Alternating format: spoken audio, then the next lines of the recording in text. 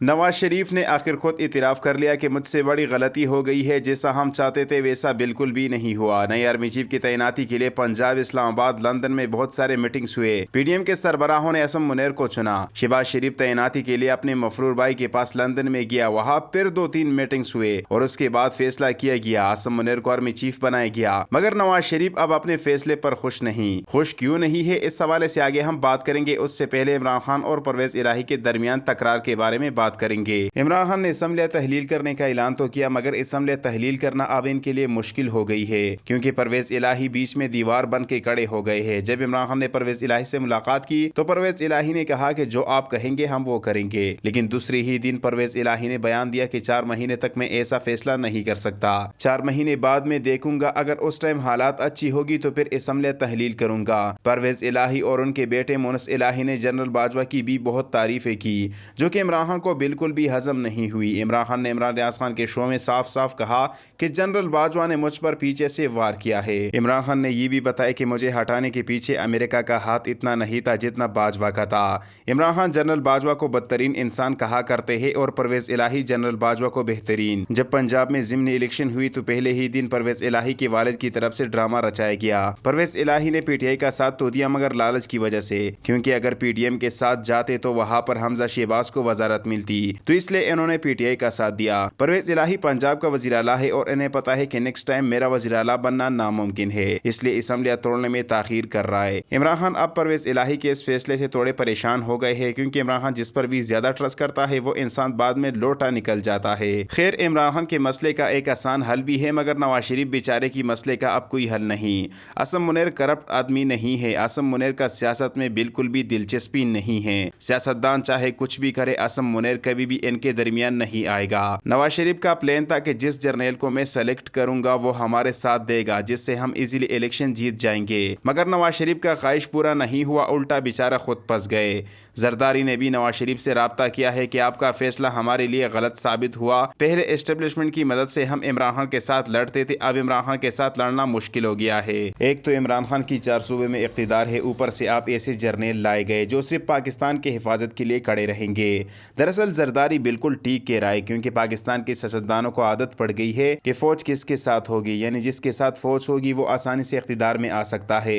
पाकिस्तान के अलावा दुनिया के किसी भी मुल्क में ऐसा नहीं होता, ना ही फौज को इतने अहम समझते हैं। दुनिया फौज को हिफाजत करने के लिए रखती है और पाकिस्तान में सियासत के लिए। नवाज शरीफ अपने कई पर बेहद नाराज थे, तो इलेक्शन कमिश्नर ने नवाज शरीफ को खुश करने के लिए एक बार फिर तोशाखाना रेफरेंस में नाअहली के मामले पर इमरान खान को पार्टी सरबराही से हटाने की कार्रवाई का आगाज कर दिया। असद उमर ने इस हवाले से चीफ इलेक्शन कमिश्नर को खत लिखने का फैसला किया है। इलेक्शन कमीशन ने इमरान खान को पार्टी के सरबराही से हटाने के लिए केस 13 दिसंबर को समाअत के लिए मुकर्रर कर दिया है। असद उमर का कहना है कि इलेक्शन कमीशन को खत लिखकर पूछा गया, नोटिस क्यों जारी किया गया, तहरीर तौर पर आगाह किया जाए कि 13 दिसंबर को क्यों बुलाया गया है। उन्होंने मजीद कहा कि इलेक्शन कमीशन किस बुनियाद पर इमरान खान को पार्टी सरबराही से हटाने के लिए खुद कार्रवाई का आगाज कर सकता है। इमरान खान को पार्टी सरबराही से हटाना किसी जाती ख्वाहिश या एजेंडा हो सकता है, लेकिन कानूनी तौर पर मुमकिन नहीं। बराए मेहरबानी करके इलेक्शन कमिश्नर बन जाए, नून लीगी गुंडा ना बने जो अपने होदे के ताकत से कुछ भी करने के लिए तैयार हो जाते हो। हिना परवेज भट्ट ने कहा कि इमरान खान की सियासत खत्म होने वाली है, अगले 5 साल तक घर में बैठे रहेंगे। वैसे भी 70 साल के हो गए हैं, बेचारे को अब आराम करना चाहिए। पाकिस्तानी अवाम इनसे बहुत नफरत करती है, पिछली बार जबरदस्ती सेलेक्ट हुए थे, इस बार ऐसा नहीं होने देंगे।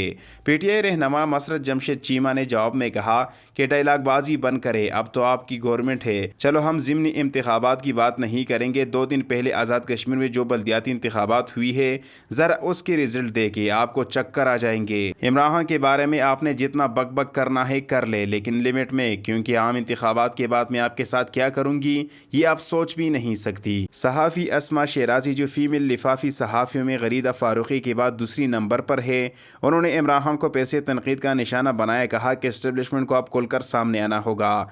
इमरान खान का इंतजाम ना किया तो एस्टेब्लिशमेंट को कहा जाएगा, इदारों को शहबाज शरीफ के साथ खड़ा होना पड़ेगा। इमरान रियाज खान ने कहा कि बाजी जब इमरान खान की हुकूमत थी तब आप अपने हर प्रोग्राम में उछल रही होती थी, इमरान खान पर तनकीद किया करती थी कि ये पाकिस्तान की मैशत को बर्बाद कर रहा है। पाकिस्तान के लिए इमरान खान कहर बनकर आया है।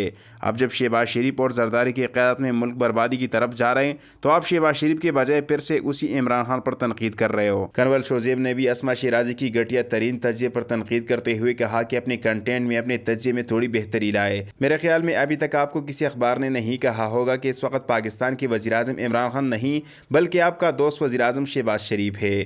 عمران خان پر تنقید کرنا آپ کے لیے بہت آسان ہے، لیکن پھر ہضم بھی کیا کرے۔ کنول شوزیب نے مزید کہا کہ جب گڈوی بجانے والیہ لوگوں کے بستر گرم کر کے اینکر اور صحافی بن جائے تو پھر ایسے ہی گن ڈالتی ہے۔ صحافی عام لوگوں کی آواز ہوتا ہے اور عام آدمی اس وقت درد سے کرا رہا ہے، نہ انصاف ہے، نہ زندگی کی اشیائی ضرورت میسر، اور یہ سرمایہ داروں کی نوکران عمران خان پر پونک رہی ہے۔ اگلی بار سوچ سمجھ کر صحافت کرے۔ اسما شیرازی کو سینئر صحافی پارس جانزیب سے صحافت سیکھنی چاہیے، جو ہمیشہ حق اور سچ کے ساتھ کڑی رہتی ہے۔ اگر عمران خان بھی کوئی غلطی کرتا ہے تو پارس جانزیب ان پر بھی تنقید کرتی ہے۔ پارس جانزیب نے ٹویٹ کیا کہ کچھ ایماندار لوگ لندن، آسٹریلیا اور بیلجیم میں اپنے جزیرے بنا رہے ہیں اور ایک غدار کراچی میں تیسرا کینسر اسپتال بنا رہا ہے۔ یہ ہوتی ہے صحافت۔ آپ کے ہر لفظ میں دم ہونا چاہیے، بے غیرتی نہیں۔ مولانا فضل الرحمان نے عاصم منیر کے بارے میں آج بیان دیا کہ عاصم منیر بہترین انسان ہیں۔ جس طرح قمر باجوہ نے اسٹیبلشمنٹ چلائی، ہم امید کرتے ہیں کہ اسی طرح جنرل عاصم منیر چلائے گا۔ ہم امید کرتے ہیں کہ جنرل عاصم منیر باقی جرنیلوں کی نقش قدم پر چلے گا۔ مراد سعید نے جواب میں کہا کہ ہر کوئی کرپٹ نہیں ہو سکتا۔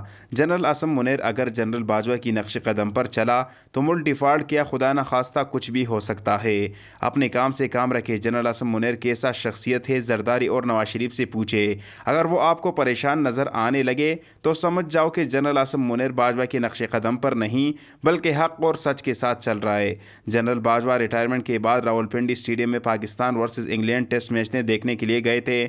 باجوہ سریعام اسٹیڈیم کے باہر گھوم رہے تھے، کسی نے بھی ان کو دانا نہیں ڈالا، یعنی اتنے سارے لوگوں میں کوئی بھی ان کا فین نہیں تھا کہ وہ آ کے ان کے ساتھ تصویر ہی لے لے۔ ایسی بادشاہت کا کیا فائدہ جو بعد میں عزت نہ ہو، ایسی بادشاہت کا کیا فائدہ جو ریٹائر ہونے پر سوگ کی جگہ عوام خوشیاں منائیں۔ جب باجوہ ریٹائر ہونے والا تھا تو صرف پاکستان میں نہیں بلکہ دنیا میں جہاں جہاں بھی اوورسیز پاکستانی رہتے ہیں سب نے خوشیاں منائیں کہ اب پاکستان کی ترقی کے دن شروع ہوں گے۔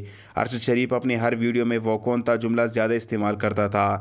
جب جنرل باجوہ ریٹائر ہوا تو پاکستان کے چند نامور صحافیوں نے جنرل باجوہ کے تصاویر اٹھائے کہ ارشد شریف جس نامعلوم افراد کے بارے میں بار بار بات کر رہے تھے وہ کوئی اور نہیں بلکہ باجوہ ہے۔ عمران خان نے بھی عمران ریاض خان کے شو میں کہا کہ وزیر اعظم میں تھا اور وزارت کے سارے کام باجوہ کر رہا تھا۔ عمران خان کو جب وزارت سے نکال دیا گیا تو انہوں نے یہ سوالات اٹھائے تھے کہ پاکستان کا وزیر اعظم میں تھا لیکن امریکہ سے پاکستان کی طرف سے کوئی اور خفیہ میٹنگ کرتا تھا، جو کچھ میرے اختیار میں تھے وہ باجوہ کر رہا تھا اور پی ڈی ایم والے اپنا اقتدار نہیں کھونا چاہتے۔ ملک میں سیاسی حالات تشویشناک ہے، پی ٹی آئی والے الیکشن چاہتے ہیں، غریب عوام بھوک سے مر رہی ہے، کسی کو کوئی پرواہ نہیں۔ شہباز شریف دن رات عمران خان کو ہٹانے کے حل ڈھونڈ رہا ہے۔ اگر اتنا ٹائم مہنگائی ختم کرنے کے لیے دیتے تو شاید انفلیشن کم ہو جاتی۔